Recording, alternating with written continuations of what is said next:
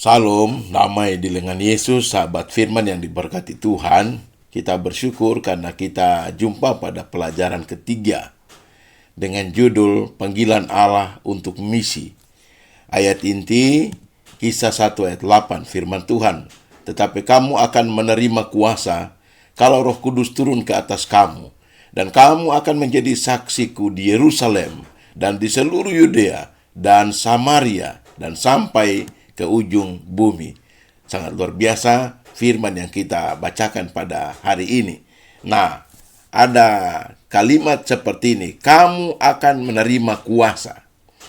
Sahabat yang berkati Tuhan, kita perhatikan bahwa ayat ini merupakan ayat kunci kitab ini.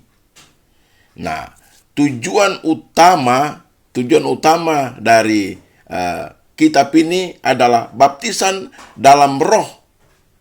Ini adalah penerimaan kuasa untuk bersaksi bagi Kristus, sehingga orang yang hilang dapat dimenangkan dan diajarkan untuk menaati semua yang diperintahkan Tuhan. Apa hasilnya? Hasilnya, sahabat firman, ialah bahwa Kristus dikenal, Kristus dikasihi, Kristus dipuji, dan Kristus dijadikan Tuhan atas umat manusia. Kristus dijadikan Tuhan atas umat pilihannya. Nah, sahabat firman yang diberkati Tuhan, mari kita beberapa menit ini fokus untuk mempelajari firman yang sangat luar biasa ini. Timbul ada beberapa pertanyaan yang kita akan jawab dari firman ini. Pertanyaan yang pertama, setelah air bah, apa yang Allah buat bagi manusia? Jika kita baca dalam Kejadian 1 ayat 9, yang Allah buat bagi manusia adalah Allah memberi umat manusia kesempatan kedua. Dan Allah memberi mereka petunjuk-petunjuk khusus. Apa petunjuk-petunjuk khusus tersebut? Jawabnya seperti ini, bahwa seluruh umat manusia di bumi harus dipenuhi dengan pengetahuan tentang Allah. Dan poin yang berikut adalah semua manusia di bumi harus menantikan kedatangan Yesus Kristus yang kedua kali ke dunia ini. Nah, poin yang ketiga, sahabat firman, mari kita perhatikan bahwa Allah memanggil semua manusia untuk memenuhi misi Allah untuk memberitakan pekabaran keselamatan. Pertanyaan yang berikut, apakah manusia gagal menjalankan misi ini? Jawabnya, ya. Jika saudara baca dalam Kejadian 11 ayat 1-4, manusia gagal. Mereka mendirikan menara Babel. Tujuannya adalah manusia ini bersatu untuk menciptakan zona nyaman dan merasa senang di dalamnya. Yaitu, pertama, mereka menjadi tidak taat kepada Allah dengan menyebar ke seluruh bumi. Kejadian 9 ayat 1, Tuhan katakan, beranak cucu dan bertambah banyak penuhi bumi. Mereka katakan, kami tidak mau penuhi bumi. Ya. Yang kedua, mereka tidak percaya kepada janji Allah. Janji Allah bahwa tidak akan ada lagi banjir untuk memusnahkan dunia ini. Mereka tidak percaya itu. Sehingga mereka mendirikan menara Babel dengan tujuan supaya terhindar dari banjir yang kedua. Poin yang ketiga, mereka merasa diri cukup dan sombong. Mengapa, sahabat Tuhan? Karena mereka bergantung pada upaya keselamatan sendiri. Buktinya, ya menara Babel didirikan, sahabat firman. Nah, yang keempat, mereka ingin memperoleh ketenaran untuk sebuah nama atau mencari nama. Sangat luar biasa poin-poin rohani dari firman Tuhan pada pelajaran yang ketiga ini. Nah, pertanyaan yang berikut, apakah di zaman sekarang ini umat Allah atau orang yang mengaku pengikut Kristus bisa tenggelam dalam zona nyaman ini? Jawabnya adalah ya dan benar. Dan sangat bisa, sahabat firman. Apa buktinya? Buktinya yang pertama, bahwa banyak umat Tuhan mencari ketenaran dengan berusaha dengan daya upaya untuk memperolehnya. Nah, ketika memperoleh ketenaran ini, mereka bertujuan untuk mencari nama dalam menjalankan misi ini, sahabat firman. Mari kita lihat, kalau begitu apa rencana khusus dari Allah bagi umat manusia, dari Adam sampai Yesus?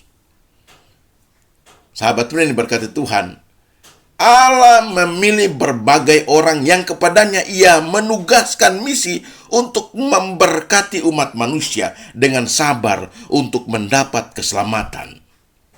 Mari kita lihat dalam Kejadian 3 ayat 15. Janji Allah untuk menyelamatkan kita dari dosa nyata dan benar. Dalam Kejadian 17 ayat 19, Allah memilih Abraham dan keturunannya untuk memenuhi janjinya. Dan Abraham meninggalkan zona nyaman ini untuk memenuhi misi Allah. Walaupun dia mendapat banyak kegagalan dalam menjalankan misi Allah ini. Allah memilih Yakub, Allah memilih Yahuda, dan Allah memilih Daud untuk menjalankan misi ini. Namun mereka juga gagal. Dalam Bilangan 24 ayat 17, Kejadian 49 ayat 10, dan 2 Samuel pasal 7 ayat 16. Informasi rohaninya kita dapati. Lalu yang berikut, dalam Mika pasal 5 ayat 2, Allah mengumumkan tempat kelahiran juru selamat. Daniel pasal 9 ayat 24 sampai 27, Allah menunjukkan kepastian kedatangannya. Dan Matius 1 ayat 21, akhirnya sahabat firman, janji ini digenapi di dalam Yesus Kristus. Mari kita lihat poin rohani yang kita sudah lewati, poin yang kedua dan poin yang ketiga. Timbul pertanyaan, apakah Abraham dan keturunannya, Yakub, Yahuda, dan Daud, mereka orang-orang yang sempurna untuk menjalankan misi ini? Jawabnya adalah tidak, sahabat firman.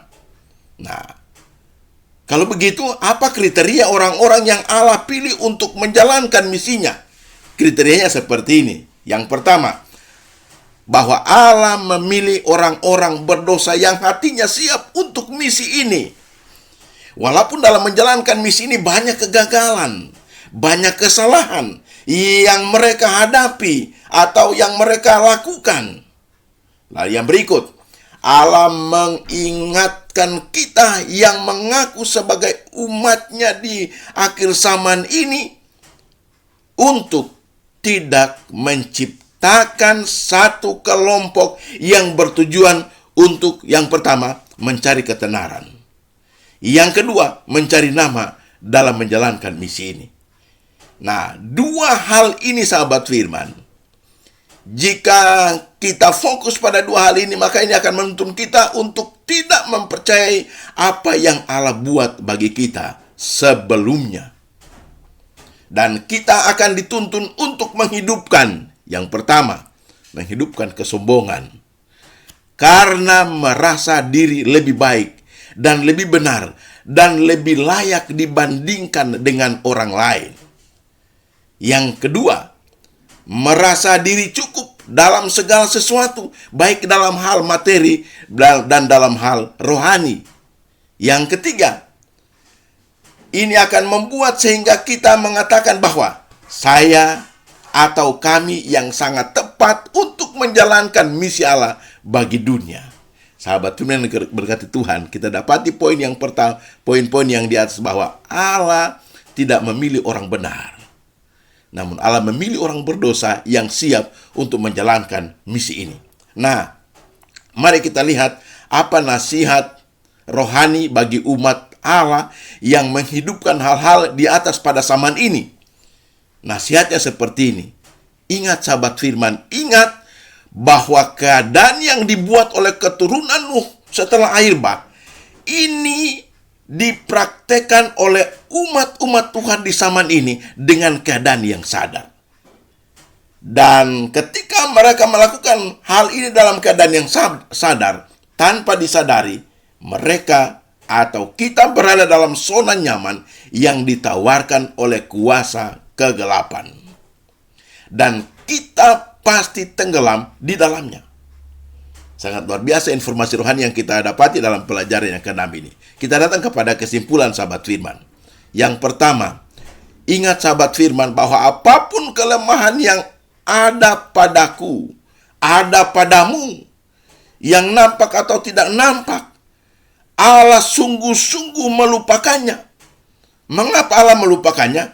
Karena Allah mau menggunakanmu, Allah mau menggunakan kita untuk menjalankan misinya, untuk menceritakan kasih-Nya yang engkau lihat setiap saat, menceritakan kasih-Nya yang engkau dengar setiap saat, dan menceritakan kasih-Nya yang engkau rasakan setiap saat, tentang Yesus Kristus Juru Selamat kepada dunia di sekitarmu, dalam Kisah pasal 4 ayat 20. Poin yang berikut, sahabat Tuhan yang berkata Tuhan, ketika kita dipimpin oleh Roh Kudus, kita mungkin dipanggil untuk melintasi batas-batas fisik, melintasi batas-batas budaya, melintasi batas-batas etnis, sampai ke ujung bumi untuk menceritakan kebenaran Yesus Kristus kepada seluruh umat manusia, dalam Kisah 1 ayat 8.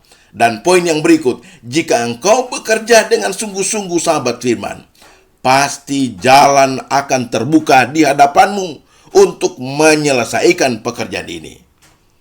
Oleh sebab itu, dari sekarang ini sahabat firman, mari bersandarlah pada tangan kuasa Tuhan untuk mendapatkan hikmat, mendapatkan kekuatan, mendapatkan keterampilan untuk menjalankan pekerjaan yang Allah berikan kepadamu, untuk dilakukannya di dunia ini sambil menanti kedatangannya yang kedua kali. Dan kita berharap kita pasti diselamatkan. Tuhan Yesus memberkati firman ini.